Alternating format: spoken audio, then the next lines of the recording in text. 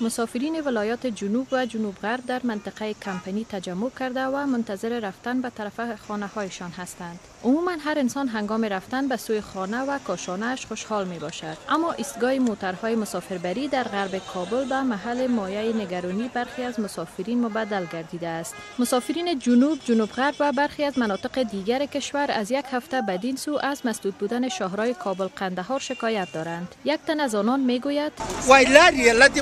پرونده دغه ځای څخه واخیستلو موږ ګرد ورځ په سرګردانۍ تېره کړې وږه تږې طالبان راغله زموږ د موټرو بغل ته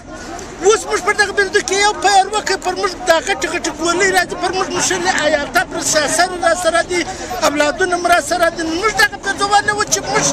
شاته بېرته وګرځو. این مسافرین با آن که در داخل کشور خود هستند، اما معلوم می شود که ناامنی در شاهرای کابل قندهار آنان را با مشکلات زیادی مواجه ساخته است. یک تن دیگر از آنان نیز می گوید ما د سلګونو پر طالبان سره خبرې کړې دي دوی د راکټ مرمۍ ورسره ولې زموږ سره دوی سړی نه و چې دغه دوی د راکټ مرمۍ د طالب یې شاته کړې وای د دوه طالبان خو دا دولت کرزي کاکا زموږ سره څه وکړه اشرف غني څه وکړه ډاکټر عبدالله وکړه څه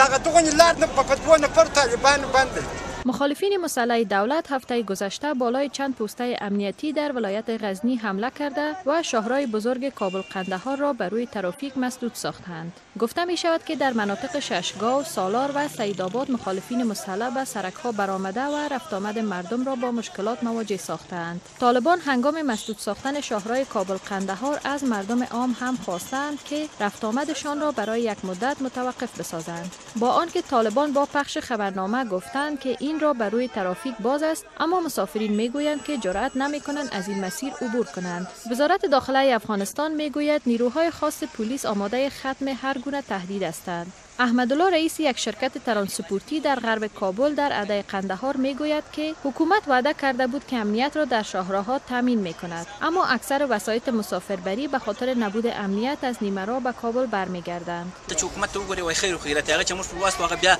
برای لاس موټر موږ پر سړک پر سر باندې شپه وکړه چې هر موټر کې 55 نفر و د محبوب په نامه د نور باز موټر ماچوانان موږ زخمیان شو چې د وزغه و شیرین و نور باز